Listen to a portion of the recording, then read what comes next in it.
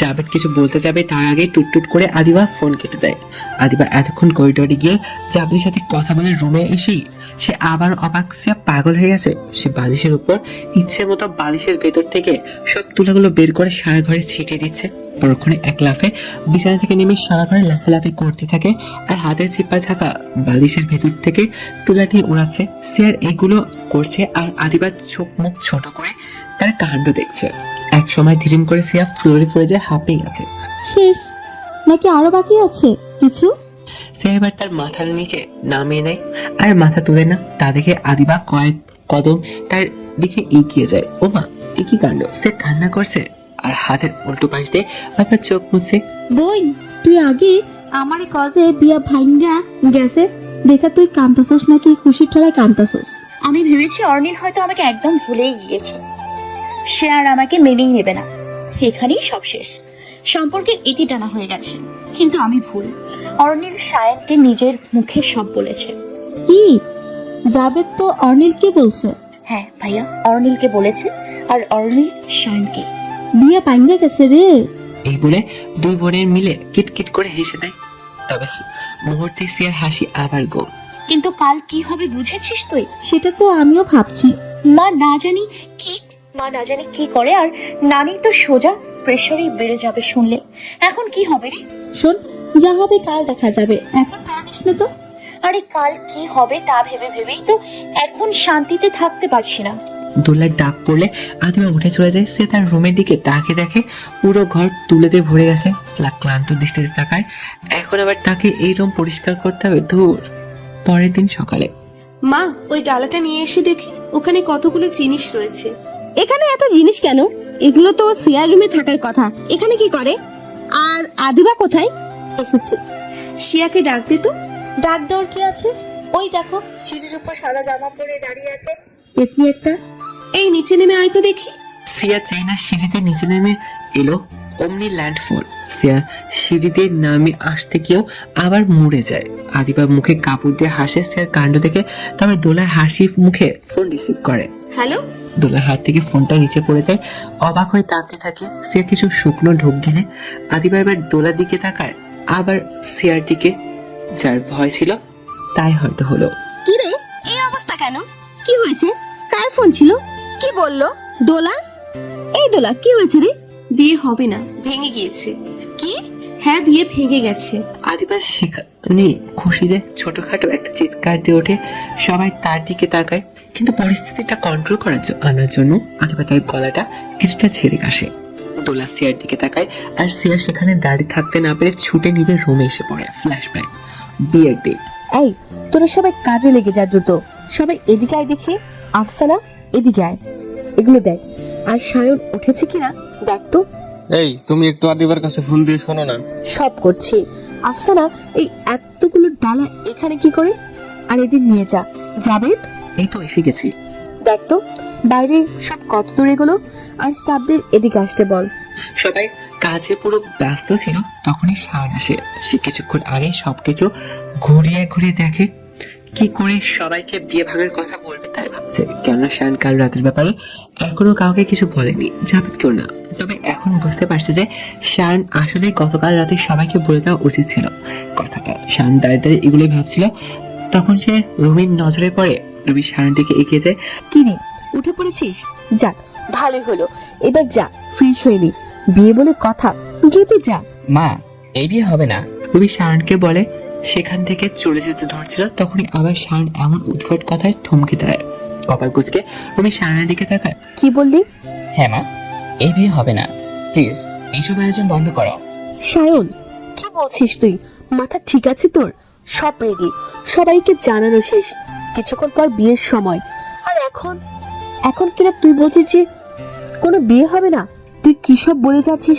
আদৌ কোনো খেয়াল আছে তোর? আছে মা, হিটার টেনশন হয়নি আমি। তবে হ্যাঁ, এই বিয়ে আমি করব না। শানের বাবা দ্রুত এগিয়ে আসেন। বাবা, তোর কি কিছু হয়েছে? বা তোর আর শিয়ার মাঝে ঝগড়া হয়েছে কি?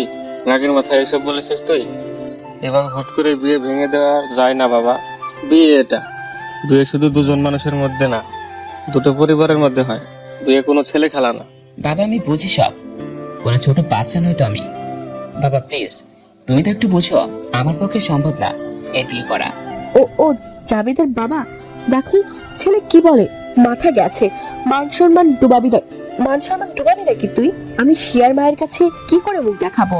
আর আদিবার বোন হয় শিয়া। যদি এমন হতো যে অন্য একটা মেয়ে পছন্দ হয়েছে, বিয়ের ঠিক পরে ভেঙে দিলাম, শেষ কথা।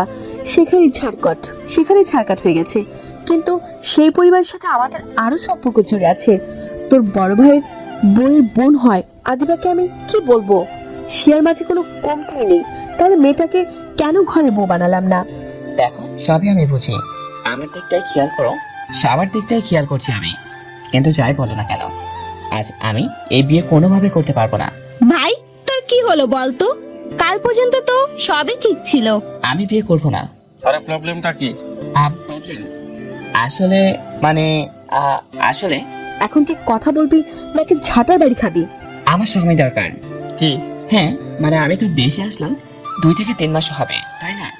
হসপিটালে ঢুকেছি 2-3 মাস। তো জব পাওয়ার সাথে সাথে কি কেউ বিয়ে করে নাকি? আগে আমি একটু নিজেকে গুছিয়ে নেই, একটু সেটেল হয়ে নিই আমি, তারপর বিয়ে শাদী করা যাবে নাকি? আমি তো আর বুড়ো হয়ে যাচ্ছি না, বলো? জাবেদ রে, আমাকে ধর, আমার মাথা ঘুরায়। মা আসতে মা। রবি সত্যি সত্যি মাথাটা ঘুরে পড়ে যেতে ধরে জাবেদ ছুটে এসে রুমিকে ধরে চেয়ারে বসে দেয়, পানি খাইয়ে দেয় কিছুটা। আরে হারামি, তোর সময় দরকার, এই কথাটা আগে বলতি, তাহলে কি আর কথা এত দূর গড়াতো? এত আয়োজন, এত মানুষকে বলা, এগুলো হতো?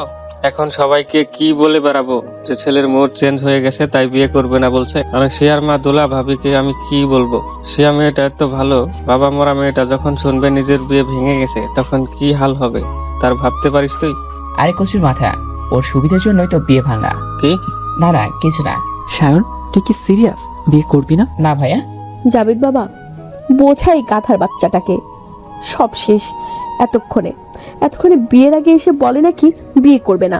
হায়রে খোদা, আমাকে এই দিনটা দেখানোর আগে তুলে নিলে না কেন? রুহি থামো তো, তুমি এখন শুরু করে দিও না। এই কি বললা? আমি শুরু করছি তাই না? মায়ের চিন্তা কেউ বোঝে না। কিছু বললেই বলে আমি নাকি শুরু করে দিছি। আরে কেউ আমাকে ধর। বেশি কথা বলো তুমি। বাবা মা থামো তোমরা। এখন আবার তোমরা শুরু হয়ে গেলে কেন? আমি পাবনা গেলাম, এত জ্বালা আর ভালো লাগে না, ছাতা। এই বলে রেখে মেখে আফসানা তার রুমে চলে গেল। শায়নের বাবা গম্ভীর মুখ করে সেই জায়গা ত্যাগ করে। জাবেদ তার মাকে নিয়ে রুমে চলে যায়, আর শায়ন সবার অবস্থা দেখে নিজেও সেখান থেকে গুটি গুটি পায়ে কেটে পড়ে। ভাগ্য ভালো করবে তার মা সত্যি তাকে ঝাঁটা দিয়ে দৌড়ানি দেয়নি। এখন শায়নের পরিবারের সবাই বেশ চিন্তায় আছে বিয়ের ব্যাপারে। সব তো ভালোই চলছিল, শায়ন এভাবে বিয়ে ভেঙে দেওয়ার ব্যাপারে কেউ কিছুই বুঝে উঠতে পারে না। তবে জাবেদের কাছে পুরো ব্যাপার ক্লিয়ার। অনিল তাকে ফোন বিয়ে হবে না বলার, আর এখন শায়ন বিয়ে ভেঙে দেওয়া, সবই বুঝতে পারে জাবেদ। অনিল, সিয়া, শায়ন তিনজনের মাঝে কোনো না কোনো কানেকশন তো অবশ্যই আছে। অ্যান্ড সবকিছু বন্ধ করে দেওয়া হয়েছে। যে বাড়ি এতক্ষণ খুশিতে হাসছিল তা এখন চুপ মেরে গেছে। শামীম, জাবেদ সবাই কিছু ফিরে দিচ্ছে, সব আগের মতো করে দিয়েছে। মনটা সবার বেশ খারাপ, আর সবাই রেগেও আছে বটে। জাবেদ আর তার বাবা নিচে কাজ করছিল, হঠাৎ জাবেদের চোখ পড়ে উপরে শায়নের রুমের দিকে। জাবেদ সেখান থেকে এসে শায়নের রুমে যায়, দরজাটা আলতো করে খুলে দেখে শায়ন সাদা ফ্লোরে বসে বসে চিপস খাচ্ছে আর ল্যাপটপে কাজ করছে। জাবেদ ভেতরে এসে বসে। আরে ভাই, এসো ভেতরে এসো। কি করস? খাবা? মজার মুডে আসস তুই এখন? বিয়ে ভেঙে গেছে তোর ভাই? আহা, বিয়ে ভেঙে যায়নি, আমি ভেঙেছি। কেন? যার মনে অন্যজনের জন্য ভালোবাসা আছে, সেখানে নিজে যাওয়া বা নিজের ভালোবাসা আশা করা নেহাত বোকামি ছাড়া কিছু না। সিয়া, অনিল প্লাস শ্রেয়া একে অপরকে ভালোবাসে, আর কিছু পারিবারিক সমস্যার কারণে তাদের আলাদা হতে হয়েছে, তার ক্ষণিকের জন্য। কিন্তু দুজন বলতে গেলে দুজনের জন্য পাগল। আমি এভাবে থাকতে পারবো না। যদি শ্রেয়াকে বিয়ে করার সাথে নিয়ে সংসার করতাম, তাহলে আজীবন আমার নিজের কাছে নিজের দ্বিতীয় ব্যক্তি মনে হতো, লাইক কাবাব মে হাড্ডি। আমার কোনো বিন্দুমাত্র রুচি নেই নিজেকে এমন করার। সে আগে বলেনি কেন এসব? ওই যে বললাম, ফ্যামিলি প্রবলেম। শোন ভাই, আসলে কোনো মেয়ে যদি ফ্যামিলি প্রবলেমে পড়ে, আমরা ছেলেরা যতটা সহজে না সেই প্রবলেম হ্যান্ডেল করি, আসলে একটা মেয়ে তেমন পারে না। ফ্যামিলি প্রবলেমে সবাই পড়ে, তা মেয়ে হোক বা ছেলে। ছেলেরা কোনো না কোনো উপায় বের করে নেয়, কিন্তু একটা মেয়ে এমন অবস্থায় সবার সামনে হাসবে, বুঝতেও দিবে না যে আসলে কিছু হয়েছে। কিন্তু ভেতরে ভেতরে সে মরে যায়। না পারে বাবা মায়ের অবাধ্য হতে, আর না পারে অন্য কোনো রাস্তার অবলম্বন করতে। তা না হলে লোকের বলবে যে আরে মেয়ে এত কিসের কথা, দুদিন পরে যাবে বিয়ে। আরে মেয়ের এত কিসের কথা, দুদিন পরে হয়ে যাবে বিয়ে, জামাইয়ের ঘর করবে, তার আবার কিসের চিন্তা। কিন্তু সবাই তো আর এই জামাইয়ের ঘরে যাওয়ার আশে থাকে না, তাই না? সিয়া ছিল পড়বে, দেন বিয়ে। কিন্তু এমন আর ঝামেলাতে পড়েছে যে আমাকে বাধ্য হয়ে বিয়ে করতে হচ্ছিল তার। না, যদি অনিলের সাথে সিয়ার বিয়ে হয় তাহলে বলবে যে পড়াশোনা শেষ না করেই বিয়ে তো হলোই। কিন্তু এক্ষেত্রে একটা কথা থাকবে, তা হলো নিজের ভালোবাসাকে বিয়ে করতে পেরেছে। আর হ্যাঁ, আমি জানি যে অনিল সিয়ার জন্য সঠিক। শাহানের এই কথাগুলো ল্যাপটপে তাকে তাকে বলছিল। বলা শেষ হলে সে জাবেদের দিকে তাকায়, দেখে জাবেদ তার দুহাত ভাঁজ করে তাকিয়ে আছে। জাবেদ ফিক করে হালকাভাবে হেসে দেয়। শাহানের মাথার চুলগুলো সে হাত দিয়ে কিছুটা এলোমেলো করে দেয়। তুই কবে এত বুঝবান হয়ে গেলি বুঝতেই পারলাম না। যে কিনা একটা চকলেটের জন্য মারামারি লাগিয়ে দিত, সে এখন এত বড় বড় কথা। আমাকে চেদিও না বলে দিলাম, নয়তো এখন আর মারামারি শুরু করে দিব কিন্তু। বাদর। আচ্ছা ভাই শোনো, বাবা মা যেন এই ব্যাপার ভুলেও টের না পায়, ওকে? একদম না। বাইটা ওই আবিতা। ভাবি সব জানে। বুঝলাম। এখন তুমি নিচে যাও, বাবা মাকে সামলাও। আমি জানি অজান্তে আমি তাদের অনেক বেশি হার্ট করে ফেলেছি, স্পেশালি আম্মুকে। কি আর করবো বলো, রাস্তা ছিল না আমার কাছে। সব জেনে বুঝে আমি এটা করতে পারতাম না। আরে বেটা, প্যারা নিস না, আমি আছি তো।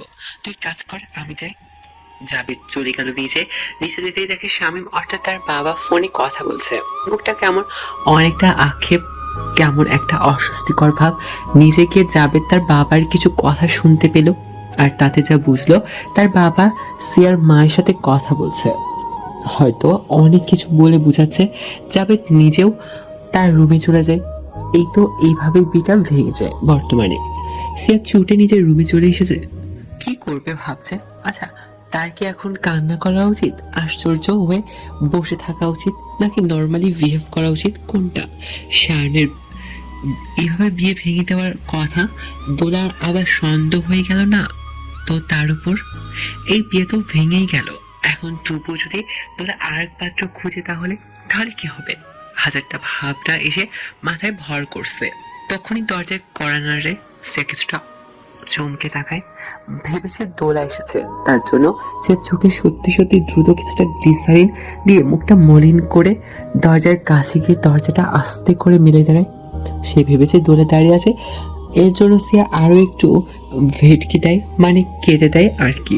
ধীরে ধীরে মাথা তুলে তাকে দেখে আদিবা 32 দাঁত বের করে দাঁড়িয়ে আছে। কিরে সিরি? ধুর, যা কুত্তা। এই বলে সিয়া এসে দ্রুত ওয়াশরুমে চলে যায়। চোখে ইচ্ছে মতো পানি দিতে থাকে, কেননা চোখ জ্বালা পোড়া করছে তার। আর আদিবা পেটে হাত দিয়ে হাসতে হাসতে ভেতরে এসে রুমের দরজায় লাগিয়ে দেয়। সিয়া ওয়াশরুমের দরজা খুলে চোখে পানি ছিটাই দিচ্ছে। আদিবা হাসতে হাসতে দেওয়ালে চেপে ধরে। সিয়া ওয়াশরুম থেকে বের হয়ে টাওয়েলটা দিয়ে মুখ মুছছে। আদিবাকে এভাবে জঙ্গলির মতো করে হাসতে দেখে সিয়া গিয়ে তার মাথার উপরে গাঁটটা মারে। চোখ জ্বলতেছে আমার। আর আমি ভাবছি আম্মু বলবি না যে তুই হুদাই আরো কান্নার ভং ধরলাম। ভং ধরার কি আছে? যেটি তো সবাই জানে। কি সবাই জানে মানে? অর্নিল যে শায়নকে বলে বিয়ে ভেঙে দিয়েছে তা জানে? আরে তা না জানলেও সন্দেহ আছে তোর উপরেই। আয় হায়, কি বলস? শিওর না আমি। শিয়া? আরে মাম্মা, শিয়া